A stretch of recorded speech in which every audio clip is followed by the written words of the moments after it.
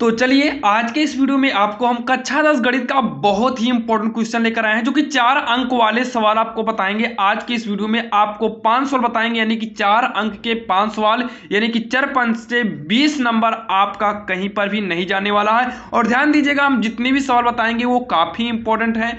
और जैसे कि आप यहाँ पहली सवाल देख रहे हैं, ये सवाल चैप्टर 2 से लिया गया है, जो कि चैप्टर 2 से आपको शून्यक पूछता है, शून्यक ज्ञात करना और शून्यकों के बीच में सत्यता की जांच भी आपसे पूछता है। तो इस सवाल को आप ध्यान समझिएगा। अगर कुछ भी चेंज कर सकता है तो हो सकता है कि यहां पर दिया गया बहुपद चेंज कर सकता है। बाकी आपको हम बताते हैं, इस बार के बोर्ड एग्जाम में जो देने वाला है सेम यही सवाल देगा। आप इसको शुरू से लेकर अंत तक अच्छे से पढ़ लीजिएगा। अगर आप कर सकते हैं तो आप हमारे साथ करते चलिएगा। ध्यान दीजिएगा, आप वीडियो को शुरू से अंत तक देखना। अगर आप सारी सवाल को देख लेते हैं तो कक्षा 10 के एग्जाम में आपका अच्छा नंबर बनेगा। तो यहां पर देखिए, इसको सॉल्व कैसे करेंगे। दिया है द्विघात बहुपद 3x² माइनस x माइनस 4 के शून्यक ज्ञात कीजिए और शून्यकों तथा गुणांकों के बीच संबंध की सात्यता की जांच कीजिए। तो सबसे पहले आपको सॉल्व डालना है, बाकी बोर्ड एग्जाम में तो आप प्रश्नोत्तर नंबर डालेंगे। आप सबसे पहले यहाँ लिख दिया करो, क्योंकि बहुत सारे बच्चे लिखते नहीं है। लिखना क्या है, लिखेंगे दिया गया द्विघात बहुपद, दिया गया द्विघात बहुपद, दिया गया द्विघात बहुपद जो भी दिया है आप इसको f(x) के बराबर में अगर करना चाहो तो कर सकते हो। बाकी आप सीधा यही लिख दीजिए 3x² माइनस x माइनस का 4। अब इसका हम जब गुणनखंड करेंगे तो आदि अंत का गुणा करेंगे, तो आदि माने पहले, अंत माने लास्ट में। 3 चौक 12 होगा और 12 का ऐसा खंड करिए कि घटाने पर यहां पर 1 है, घटाने पर 1 आए तो हो जाएगा 3x² माइनस, ये हो जाएगा 4x माइनस 3x। 4x में 3x घटाएंगे तो 1x आ जाएगा माइनस का 4। उसके बाद ये हो जाएगा 3x² minus 4x minus minus plus का 3x होगा माइनस का 4। तो इन दोनों में अगर हम कॉमन लेंगे तो x होगा, यहां पर बचेगा 3x माइनस x कॉमन हो गया, 4 बचेगा। दोनों में से कुछ नहीं मिल रहा था तो एक कॉमन लिए, 3x माइनस का 4 हो जाएगा। अब दोनों ब्रैकेट मिल रहा है तो एक में कर लीजिए और जो बाहर है उसको एक में कर लेंगे। अब इतना करने के बाद हम लिखेंगे शून्यक के लिए, हमसे शून्यक पूछा है तो यहां पर लिखेंगे शून्यक के लिए, क्या लिखेंगे, शून्यक के लिए, शून्यक के लिए कामा लगा देना। अब यही वाला लिखिए जो आया है 3x माइनस का 4 और अगला क्या है x प्लस का 1, शून्यक के लिए बराबर में 0 कर देंगे, शून्यक के लिए बराबर में 0 कर देंगे। तो ये पहला वाला बहुपद लीजिए x प्लस 1, यानी कि जो गुणनखंड आया है पहला वाला इक्वल 0, x बराबर प्लस 1 है, इधर आएगा तो माइनस का 1 हो जाएगा, यानी कि x बराबर कितना आ गया -1। पुनः अगला ले लेंगे 3x माइनस का 4 है, इक्वल में हम कर देंगे 0, 3x बराबर माइनस का 4 इधर आएगा तो प्लस का 4 होगा, x बराबर 4, 3 का पक्षांतर करेंगे तो 3 बटे में चला जाएगा। तो इसके दो शून्यक निकल कर आ गए हैं। यहाँ पर लिखेंगे अतः, क्या लिखेंगे, अतः बहुपद के शून्यक, आपसे शून्यक पूछा था 4 नंबर का है तो शून्यक निकालेंगे तो 2 नंबर आपको यहीं पर मिल जाएंगे। अतः बहुपद के शून्यक पहला -1 है तथा दूसरा कितना है 4/3 है। तो अतः बहुपद के शून्यक इतना होंगे या फिर हैं। अब उसके बाद बोला है जांच कीजिए, तो यहाँ पर लिखेंगे जांच। जांच करने के लिए 2 फार्मूले होते हैं। पहला क्या होता है, शून्यकों का योग, क्या होगा, शून्यकों का योग बराबर होता है -x का गुणांक, क्या होगा, -x का गुणांक बटे में x² का गुणांक, बटे में क्या हो जाएगा, x² का गुणांक। तो शून्यकों का योग, तो ये दोनों आपके शून्यक है, दोनों शून्यक को लिखकर जोड़ दीजिए, बराबर माइनस लिखो, x का गुणांक हेरिए तो आपको सवाल में आना होगा जो आपकी मेन सवाल है। तो x के गुणांक में कितना है, -1 है और x² के गुणांक में कितना है, 3 है। तो x के गुणांक में कितना था, -1 था, ये माइनस पहले से था। और x² के गुणांक में कितना देखे थे, 3 देखे थे। ये देखो ना, x² के गुणा में कितना है, 3 है। सॉल्व कर लो तो 3 का नाम 3 जो कि -3 प्लस 4/3 होगा, माइनस माइनस प्लस 1 हो जाएगा बटे में 3। तो 4 में 3 घटाएंगे तो 1/3 बराबर का 1/3। जब दोनों बराबर आ जाए तो जान लीजिए कि आपका पहला जांच सही है। इसमें दूसरा जांच निकालेंगे जो कि नीचे जगह नहीं, आप साइड में हम लिख दे रहे हैं, आप नीचे लिख लीजिएगा। दूसरा जांच होता है शून्यकों का गुणनफल क्या होगा, शून्यकों का गुणनफल बराबर हो जाएगा अचर पद, क्या होगा, अचर पद बटे में यक्स स्क्वायर का गुणांक, यक्स स्क्वायर का गुणांक हो जाएगा। तो शून्यकों का गुणनफल, शून्य कौन कौन से, यही दोनों शून्य है, तो दोनों शून्य का गुणा कर दो, गुणनफल का मतलब गुणा कर दो। फिर अचर पद है, ये अचर पद का मतलब जिसमें यक्स ना हो, तो माइनस का 4 है, क्या है, माइनस का 4 है। यक्स स्क्वायर का गुणांक इसमें देखो 3 किए थे, यानी कि आप देख लीजिएगा 3 आएगा, तो माइनस का 4/3 हो गया, बराबर में -4/3, ये भी दोनों बराबर है। इसका मतलब हमारा जांच यही कंप्लीट हो गया और हमारी सवाल भी सही है, क्योंकि अगर सवाल गड़बड़ रहती है तो जांच बराबर नहीं आता है। जो कि आपने देखा ये सवाल काफ़ी इंपॉर्टेंट थी, बोर्ड एग्जाम में ये सवाल 4 नंबर की आती है और कई बार आई हुई है, आप इसको अच्छे से समझ लीजिएगा। बल्कि यहाँ पर आप एक आध दो बहुपद और लेकर भी सॉल्व कर लीजिएगा, ताकि बोर्ड एग्जाम में कोई भी दिक्कत ना हो। तो चलिए हम देर नहीं करते हैं, देखते हैं दूसरी सवाल। अब यहाँ पर देखिए जो दूसरी नंबर सवाल दिया गया ये भी काफी इंपॉर्टेंट है, जो कि चैप्टर आप 3-4 में देखेंगे, उसमें से सवाल हर बार बोर्ड एग्जाम में उठाता है, जो कि प्रतिस्थापन विधि। इसमें वज्र गुणनखंड पहले हुआ करता था, जो कि अब हट गया है, प्रतिस्थापन बचा है। तो प्रतिस्थापन से क्वेश्चन उठाने के चांसेस 100% और उठाता भी है। आप इसको ध्यान से देखिएगा आखिर सॉल्व कैसे करना है। जब भी आपको प्रतिस्थापन विधि दे तो आपको बोर्ड में पहले दोनों समीकरण को उतारना है।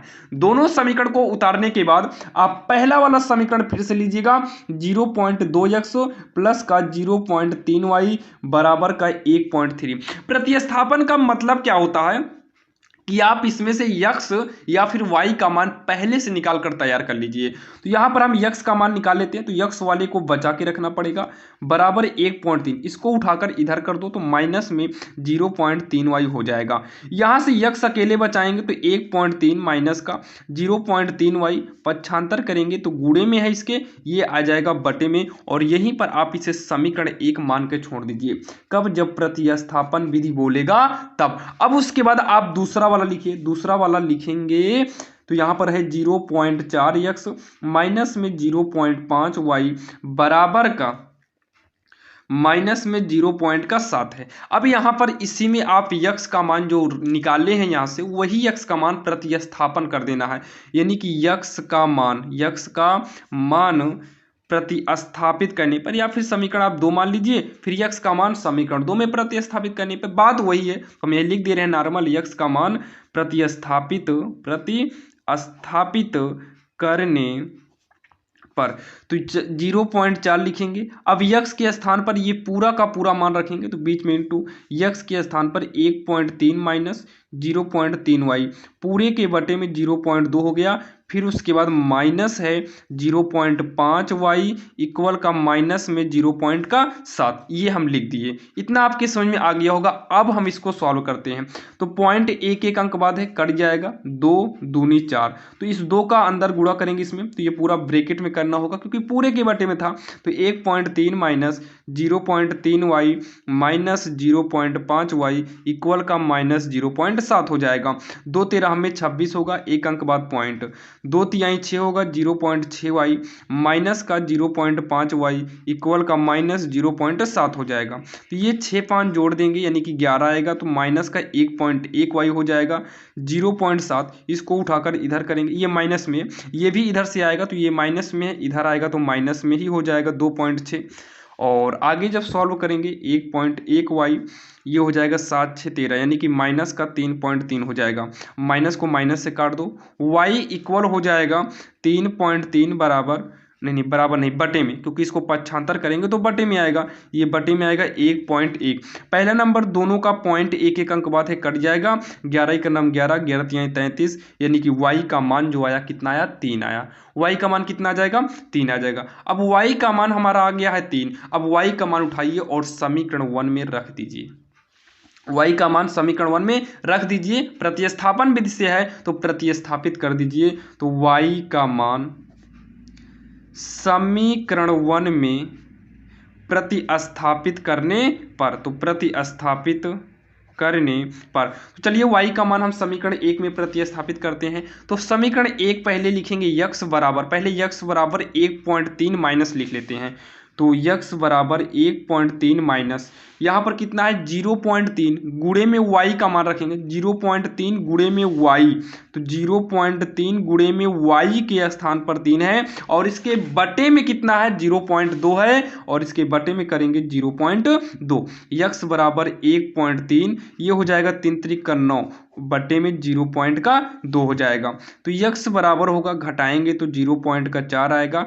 बटे में 0.2 है और दोनों में पॉइंट सेम अंक है तो 0.0 हटा दो, 4/2 बचेगा, 2 दूनी 4 हो जाएगा, यानी कि यक्स बराबर 2/1 यानी कि हम 2 लिख सकते हैं और लास्ट में लिख दीजिएगा अतः यक्स बराबर 2, वाई बराबर कितना आया है 3 आया है 3, और यही इसका फाइनल आंसर हो जाएगा, जो कि काफ़ी आसान तरीके से आपको हमने बताया और आपके समझ में भी आ गया होगा। अब यहाँ पर जो सवाल नंबर गा है, सिद्ध कीजिए कि वाह्य बिंदु से वृत्त पर खींची गई स्पर्श रेखाओं की लंबाई बराबर होती है। आपको हम बताते हैं, ये वाली सवाल आप चेक कर लीजिएगा, आपके पास कोई भी आंसर या मॉडल पेपर हो आप उसमें देख लीजिएगा, ये लगातार 4-5 बार से पूछा जा रहा है और इस बार भी पूछा जाएगा। आप देख लीजिए लगातार 4-5 बार से ये वाला क्वेश्चन पूछा गया है, तो ये काफ़ी इंपॉर्टेंट है। तो चलिए इसको हम सॉल्व करते हैं, आखिर इसको कैसे सॉल्व करेंगे और इसमें कितना आंसर आने वाला है। तो यहाँ पर देखिए सबसे पहले क्या बोला है, सिद्ध कीजिए कि वाह्य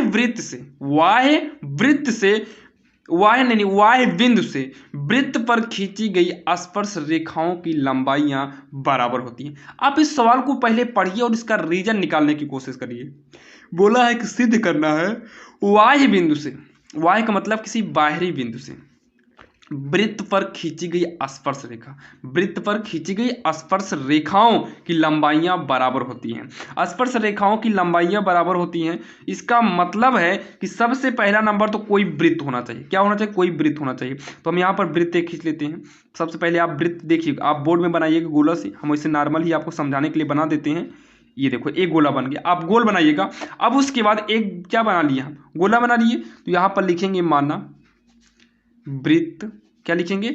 माना वृत्त जिसका केंद्र, अब वृत्त है तो वृत्त का केंद्र तो ओ ही होगा, वृत्त का केंद्र ओ है, हमेशा केंद्र ओ माना जाता है। ये मान लीजिए इसका केंद्र बिंदु ओ हो गया। क्या हो गया? ओ हो गया। फिर बोला है वृत्त पर खींची गई स्पर्श रेखा, स्पर्श रेखा का मतलब कोई भी दो स्पर्श रेखा खींच दीजिए, एक इधर से खींच देते हैं और एक इधर से खींच देते हैं। आप जो है पटरी से अच्छे से खींचिएगा, ध्यान दीजिएगा, हम आपको समझाने के लिए नॉर्मल खींच रहे हैं। ये दो स्पर्श रेखा खींच लिए, जिसका ये बिंदु मान लेते हैं पी है, और मानने हैं तो यहां पर लिख दो बाहर बिंदु पी से वृत्त की स्पर्श रेखा, वृत्त की स्पर्श रेखा या रेखाएं, इसको पी माने तो इसको ए मान लो, इसको बी मान लो। स्पर्श रेखाएं पी से ए तक पी ए तथा पी से बी तक पी बी है, पी ए और पी बी है। सिद्ध क्या करना है ये देख लीजिए, सिद्ध करना है। क्या सिद्ध करना है? देखिए बोला है कि लंबाइयां बराबर होती हैं, यानी कि पी से ए तक की दूरी पी ए और पी से बी तक की दूरी पी बी बराबर हमें सिद्ध करना है। अच्छा, यहां से लेकर यहां तक हम खींच सकते हैं क्या? तो आप कहेंगे हाँ, किसी भी वृत्त की त्रिज्या को हम आसानी से खींच सकते हैं। और बीच में अगर हम लंब डालना चाहें तो आप कहेंगे हाँ, लंब को भी हम डाल सकते हैं। तो लंब को हम क्या किए? डाल लिए। अब इसको सिद्ध करना है, ये लाइन और ये लाइन। तो सिद्ध करने के लिए सबसे पहले हम यूज करेंगे उपपत्ति, यानी कि आपको यहाँ पर उपपत्ति लिख देना है। अब उपपत्ति में क्या करना है, यहाँ पर देखिए, यहाँ वृत्त के केंद्र पर कोई रेखा गई हो और स्पर्श गया हो, तो यहाँ पर जो कोण यह बनता है वो 90 अंश बनता है, और यहाँ पर भी 90 बनेगा। ध्यान देना, स्पर्श रेखा हो तो केंद्र पर अगर ये केंद्र यानी कि त्रिज्या खींच दिया जाए स्पर्श रेखा से, तो ये 90 अंश का कोण बनाता है, ये याद रखिएगा। तो यहाँ पर 90 बनेगा, तो P, ये तो केंद्र O है, PAO या फिर OAP कर दो, PAO करो या OAP कर दीजिए, और दूसरा PBO। तो PBO ये दोनों कोण बराबर होंगे और दोनों का दोनों बराबर होगा 90 अंश। और साइड में लिख देना त्रिज्या पर लंब है स्पर्श रेखा, त्रिज्या पर लंब है स्पर्श रेखा, क्योंकि त्रिज्या पर ये लंब ही पड़ा है स्पर्श रेखा का। इतना हो गया। अब हम इन दोनों त्रिभुज का इस्तेमाल करेंगे, इन दोनों त्रिभुज का इस्तेमाल। तो ये त्रिभुज क्या है? त्रिभुज APO, आप कुछ भी नाम दीजिए, या PAO कर दो, PAO ये एक त्रिभुज हो गया। त्रिभुज में आप किसी भी तरीके से मतलब गिनती ले सकते हैं, ABCD कोई भी ले लीजिए, लेकिन जैसे A पे कोण बनाना था तो ये A वाला आपका बीच में ही होना चाहिए। और इतना कहने के बाद ये हो गया नीचे का PBO, त्रिभुज BO त्रिभुज इतने तथा इतने से, मतलब इन्हीं दोनों त्रिभुज को हम लेकर कुछ ना कुछ बराबर करेंगे। से कर दो या में कर दो, बात एक ही है।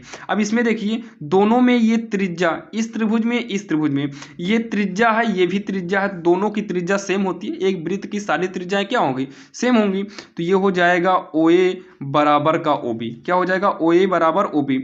ए पर बनने वाला बी पर बनने वाला दोनों कोण बराबर है, तो यही चीज यहाँ पर लिख दो, PAO बराबर PBO। ये हो गया प्रत्येक कोण 90 है, 90 अंश का कोण है। और ये क्या है, त्रिज्या है, ब्रैकेट में लिख देंगे त्रिज्या है। अब देखिए ये बीच में जो हम लंब मतलब ये रेखा खींचे हैं, ये उसके लिए भी है और नीचे वाले के लिए भी है। तो OP बराबर OP जब दोनों के लिए होता है, इसको बोलते हैं उभयनिष्ठ, जिसको हम कॉमन बोलते हैं, यानी कि जो दोनों तरफ हो उसी को बोलते हैं कॉमन, यानी कि उभयनिष्ठ। तो ये रेखा भी दोनों तरफ थी। अब इतना कहने के बाद आपने कितने चीज बराबर किए, 1 2 3 चीज बराबर किए। जब भी किसी दो त्रिभुज के 3 चीज बराबर कर दिए जाए, ये त्रिभुज ही है भले वृत्त के अंदर बना है, जब दो त्रिभुज के 3 चीज आपस में बराबर हो जाएं तो दोनों त्रिभुज अपने आप सर्वांगसम हो जाता है। तो त्रिभुज कौन सा लिए थे, PAO बराबर होगा और सर्वांगसम हो जाएगा PBO। ये दोनों हो गए आपस में क्या हो गए, बराबर और सर्वांगसम हो गए। जब ये बराबर और सर्वांगसम हो जाते हैं तब आपको जो भी सिद्ध करना हो आप उसको यहाँ पर लिख दीजिए, ब्रैकेट मारिए और लास्ट में इति सिद्धम कर दो। ये हो गया आपका आंसर। जैसे ही हमने इसे सर्वांगसम किया वैसे ही आपका जो भी बोला था वो बराबर हो जाता है। और आशा करता हूं ये वाली सवाल तो आपके समझ में आ गई होगी। अगर कोई भी डाउट है तो आप वीडियो को फिर से बैक लेकर देख सकते हैं, बाकी आपको एक बार में ही समझ में आ गया होगा। तो चलिए देर नहीं करते हैं, ये गा नंबर थी, अब हम देखेंगे अगला नंबर। और ध्यान दीजिएगा जितनी भी सवाल हम बता रहे हैं पढ़ लीजिएगा, क्योंकि बोर्ड एग्जाम के लिए काफी इंपॉर्टेंट है। ये सवाल कई बार पूछी गई है। अब यहां पर देखिए ये वाली सवाल भी काफी इंपॉर्टेंट है। दिया है एक त्रिभुज ABC की भुजा BC पर एक बिंदु D इस प्रकार है कि कोण ADC बराबर BAC है। सिद्ध कीजिए कि CA² बराबर CB गुणे CD, जो कि काफी इंपॉर्टेंट सवाल है, त्रिभुज से लिया गया और त्रिभुज से हर बार एग्जाम में सवाल पूछता है। तो ध्यान से सुनिएगा, इसमें चित्र आपको बनाना खुद है। कैसे बनाएंगे, एक त्रिभुज ABC की भुजा, एक त्रिभुज ABC की भुजा, आप ABC तैयार कर लीजिए, आप कैसे भी ABC तैयार कर लो। तो ये एक त्रिभुज हम बना दिए ABC, इतना हो गया। ये बोला है ABC की भुजा BC, ABC की भुजा BC, इसी BC पर एक बिंदु D है, तो BC पर हम एक बिंदु D डाल देते हैं। अपने हिसाब से डाल दीजिए, कोई दिक्कत नहीं। मतलब ABC के बीच में D बोला है, BC पर एक बिंदु D है तो आप D कर दीजिए। BC अगर इधर होता तो बिंदु D इधर डालते। इतना समझ में आया। अब इसको आप लिखना पड़ेगा तो यहाँ सॉल्व डाल देते हैं, बाकी आप एग्जाम में प्रश्नोत्तर नंबर डालिएगा। यहाँ पर लिखेंगे ज्ञात है या फिर दिया। ज्ञात है, क्या ज्ञात है कि त्रिभुज ABC की भुजा BC पर D स्थित है, ये ज्ञात है। आप इसको लिख दो, क्या लिखेंगे, त्रिभुज ABC जिसकी भुजा BC पर, जिसकी भुजा BC पर बिंदु D इस प्रकार है, इस प्रकार है। यहां देखो ना दिया है, इस प्रकार है कि कोण ADC बराबर है BAC, यानी कि ADC मतलब यहां से कोई एक लाइन खींचेंगे तब ADC, ये वाला कोण। फिर ये कोण 90 नहीं दिखा रहा है, अब गोला टाइप को मारिएगा, ADC, उसके बाद BAC मतलब यहां पूरा कोण, यहां ध्यान दीजिएगा ये पूरा कोण, क्योंकि BAC तो A बीच में है तो A पर कोण बनना चाहिए, ये और ये लाइन के बीच, मतलब टोटल कोण और ये वाला कोण आपस में क्या है, बराबर है। ये सब कुछ सवाल में ध्यान देना, त्रिभुज की जो सवाल होती है सब का सब आपको उसमें हिंट दिया रहता है। यहां पर लिखेंगे सिद्ध करना है, इसमें आपको ज्ञात करना है या फिर दिया है, फिर सिद्ध करना है, हेडिंग बनाना पड़ता है थोड़ा। अब यहाँ पर क्या सिद्ध करना है, CA² बराबर CB गुणे का CD। अब उसके बाद उपपत्ति लिखेंगे, उपपत्ति का मतलब है कि अब हम इसको सॉल्व करने चल रहे हैं। तो ये ध्यान दीजिए, ये ज्ञात था, ये चित्र अपने से बनाए, सिद्ध करना है। अब इसी चित्र के माध्यम से आपको इसे बराबर करना है। तो सबसे पहले हम क्या करते हैं, इसमें दो त्रिभुज का यूज करेंगे। तो त्रिभुज ABC ले लेते हैं, ABC, ये फाइनल बड़ा वाला त्रिभुज लेते हैं क्योंकि यहाँ पर कोण सबके लिए दिया है, तथा ADC हम यूज करें क्योंकि ये कोण क्या दिया है, केवल इधर बीच इतने के लिए दिया है कोण, ये अंदर का है तो ADC ये वाला त्रिभुज ले लेंगे, त्रिभुज ADC इसको ले लिए। अब इन दोनों में देखिए कुछ बराबर है क्या, हाँ दोनों में एक एक कोण बराबर दिया है ना, पूरे में और इसमें एक कोण बराबर दिया, तो इसी को उतार लेते हैं। तो कोण त्रिभुज इतना तथा इतने से दोनों कोण लिखो, ADC बराबर BAC, यही पर लिख देंगे, दिया है, ये पहले से दिया था तो इसको लिख दिए, दिया है। अब उसके बाद इसमें कुछ और बराबर हो रहा है क्या, तो अगर आप देखिए तो ये कोण C जो है ये दोनों त्रिभुज के अंतर्गत आ रहा है, एक बड़े वाला त्रिभुज में लेंगे फिर भी C आएगा और अंदर लेंगे फिर भी ये C जो है दोनों तरफ आ रहा है। तो इस C का नाम जो है, अगर बीच की लाइन को आप हटाएंगे तो C का जो कोण बनेगा ACB बनेगा, A से C ACB बन जाएगा, तो ACB बनेगा। और अगर आप इतने को हटा के केवल अंदर कर लेंगे तो ACD बनेगा, तो ACD बनेगा। ये दोनों कोण आपस में बराबर होगा, दोनों में उभयनिष्ठ है, क्या है, उभयनिष्ठ है। और आपको पता है जब दो कोण किसी त्रिभुज के बराबर होते हैं तो तीसरा वाला जो कोण होता है वो अपने आप बराबर हो जाता है। जब किसी भी दो त्रिभुज के दो कोण बराबर हो तो तीसरा कोण अपने आप बराबर होता है। इसका मतलब है कि जब तीनों कोण बराबर ही हो गए तो दोनों त्रिभुज तो सर्वांग-सम हो जाएंगे। तो दोनों त्रिभुज को लिखेंगे त्रिभुज ABC सर्वांग-सम, त्रिभुज ADC सर्वांग-सम। और जब भी ये सर्वांग-सम हो जाते हैं तब आप इसमें जो भी रूल यूज करना चाहें यूज कर सकते हैं। जब ये दोनों बराबर हो गए हैं तो लास्ट में हम यूज कर सकते हैं अतः समरूप। समरूप का मतलब दोनों त्रिभुज आपस में बराबर हैं। समरूप त्रिभुजों की संगत भुजाएं, क्या, संगत भुजाएं समानुपाती होती हैं, समानुपाती होती है। अभी आपको हम समझा रहे समानुपाती का मतलब क्या है। समानुपाती होती हैं तो CA के बटे में CD हो जाएगा, CA के बटे में CD। यहाँ देखिए चित्र में, यहाँ पर हम लिखे क्या है, CA के बटे में CD लिखें, तो चित्र में आप देखिए CA मतलब ये वाला, CA के बटे में CD मतलब ये वाला। मतलब हम केवल इस त्रिभुज में लिए हैं, इसके बटे में इतना किए हैं तो पहले हम CA के बटे में CD कर दिए, बराबर का हो जाएगा CB के बटे में CA। अब देखिए CB के बटे में CA किए हैं तो CB का मतलब ये पूरे के बटे में इतना। ध्यान समझिए, एक त्रिभुज आप बड़ा ले लीजिए जो बड़ा त्रिभुज था, मतलब A है, सबसे किनारे B है और यहाँ पर C है, और एक त्रिभुज हम ये छोटा यानी कि अंदर के कोण, ये कोण के हिसाब से ले रहे हैं, ये अंदर के कोण के हिसाब से हम ले लेंगे। ध्यान देना 90 डिग्री नहीं बना है, बस लग रहा है 90 है। ये DCA हो गया, ये हो गया। अब क्या किए हैं, जब हम छोटे वाला त्रिभुज इतने के बटे में इतने किए थे, मतलब इसके बटे में इतना किए थे, तो थेल्स ने रूल दिया है अगर आप इतने के बटे में इतना एक त्रिभुज में करते हैं तो दूसरे में भी इतने के बटे में इतना करना होगा। इसमें CA के बटे में CD किए थे, यहाँ पर देखिए CA के बटे में CD किए थे, CA के बटे में क्या किए थे, CD किए थे। तो यहाँ पर CB के बटे में CA किए थे, यहाँ CB के बटे में क्या करेंगे, CA करेंगे। CB के बटे में CA नहीं, CB के बटे में हम CD करेंगे, CB के बटे में CD करेंगे, यानी कि ये बड़ा वाला और ये छोटे वाले को आपस में बराबर कर दिए हैं। इतना करने के बाद यहाँ पर देखिए CA रहेगा क्या, यहाँ देखो CB के बटे में CA रहेगा ना, CB के बटे में CA रहेगा, तो यहाँ पर CB के बटे में CA कर दो, CA। अब जो है तिरछा गुणा कर दो तो हो जाएगा CA का स्क्वायर, और इधर कर देंगे तो CB गुणे का क्या हो जाएगा, CD हो जाएगा। और यही तो हमें सिद्ध करना था, लास्ट में लिख देंगे इति सिद्धम। क्या लिखेंगे, इति सिद्धम। और यही इसका सॉल्व हो जाएगा, जो कि काफ़ी आसान सवाल थी, ज़्यादा कठिन सवाल नहीं है, आपके समझ में भी आ गई होगी। तो चलिए हम देखते हैं सवाल नंबर अगली। अब यहाँ पर देखिए ये जो सवाल दिया गया है ये सांख्यिकी का है, और सांख्यिकी से भी आपको हर बार क्वेश्चन पूछता है। सांख्यिकी के 3 रूल हैं, एक माध्य है, माध्यक है, माध्यिका है। माध्य, माध्यक, माध्यिका ये 3 रूल हैं, और बहुलक होता है। माध्यक और माध्यिका एक ही होता है, माध्य अलग होता है, माध्यक माध्यिका सेम होता है, और बहुलक आता है। अगर आप तीनों रूल को समझ जाते हैं तो तीनों रूल में से हर बार एक रूल से सवाल पूछता है। ध्यान दीजिएगा, 2 सवाल देता है इसमें, कभी कभी आपको 4 और 6 नंबर दोनों में दे देता है। तो आप ध्यान दीजिएगा, इससे संबंधित सवाल हर बार आती है, आप इसको अच्छे से सीखिएगा। हम इसमें माध्यक यानी कि माध्यिका बताने वाले हैं। माध्यक और माध्यिका सेम एक ही है। देखिए माध्य अलग होता है, माध्यक माध्यिका सेम है। तो सबसे पहले क्या करेंगे, ये वर्ग अंतराल जो है इसको हम लिखेंगे वर्ग अंतराल। दूसरा क्या है, बारंबारता, तो यहाँ पर लिखेंगे बारंबारता, बारंबारता। इतना आप लिख लेंगे, इतना लिखेंगे पहले। अंतराल क्या है, 15 से 20 है, तो 15 से 20 लिखेंगे।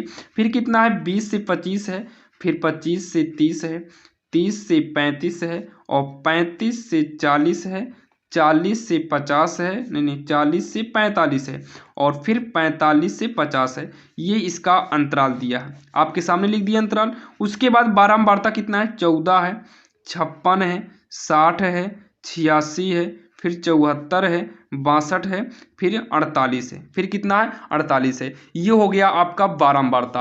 आप इसमें निकालिएगा संचयी बारंबारता। क्या निकालेंगे, संचयी बारंबारता। संचयी बारंबारता हमें निकालना पड़ता है। तो संचयी बारंबारता कैसे निकलेगा, यहाँ पर ध्यान से देखिएगा। इसको हम थोड़ा डिब्बे में बंद कर लेंगे, और आप भी बंद करिएगा अच्छे से, ताकि एग्जाम में कोई भी दिक्कत ना हो, अच्छे से बंद करना है। अब संचयी बारंबारता में क्या है, सबसे पहले यही 14 को उतार लीजिए। क्या करिए, 14 को उतार लीजिए। अब ऐसे तिरछा जोड़िए, क्या करिए, तिरछा जोड़िए। 14 में 56 को जब जोड़ेंगे तो 70 आएगा, और 70 को 60 में जोड़ेंगे तो 130 आएगा, 130 को 86 में जोड़ेंगे तो 216 आएगा, 216 को तिरछा 74 में जोड़ेंगे तो 74 में जोड़ेंगे 290 आएगा, 290 को 62 में जोड़ेंगे तो ये 352 आएगा, 352 को 48 में जोड़ेंगे तो 400 आएगा, और 400 के नीचे कुछ भी नहीं है तो यहाँ पर आप यन करके 400 लिख दीजिए, यन करके 400 लिख दीजिए। अब इतना करने के जस्ट बाद, इतना करने के जस्ट बाद आप इसमें से बीच वाले को हेरिए। किसको हेरना है, बीच वाले को हेरना है, या फिर आप बीच वाले को हेरिए, या फिर यहाँ पर एक फार्मूला यूज करना पड़ता है, आप उस फार्मूले को यूज कर दीजिए। माध्यिका वर्ग, क्या लिखेंगे, माध्यिका वर्ग। माध्यिका वर्ग का मतलब हम इसको दिखाते किससे हैं, यच से दिखाते हैं। माध्यिका वर्ग का मतलब होता है कि इन सब के बीच का अंतराल कितना है। तो इन सब के बीच का अगर हम अंतराल की बात करें तो ये अंतराल 5 का है। 15 से 20 जाने में, 20 से 25 जाने में 5-5 का अंतराल है। और इसमें माध्यिका में सबसे बीच वाला हेरिए पहले, 1 2 3 4 5 6 7, तो बीच वाला कौन सा है, ये बीच वाला है।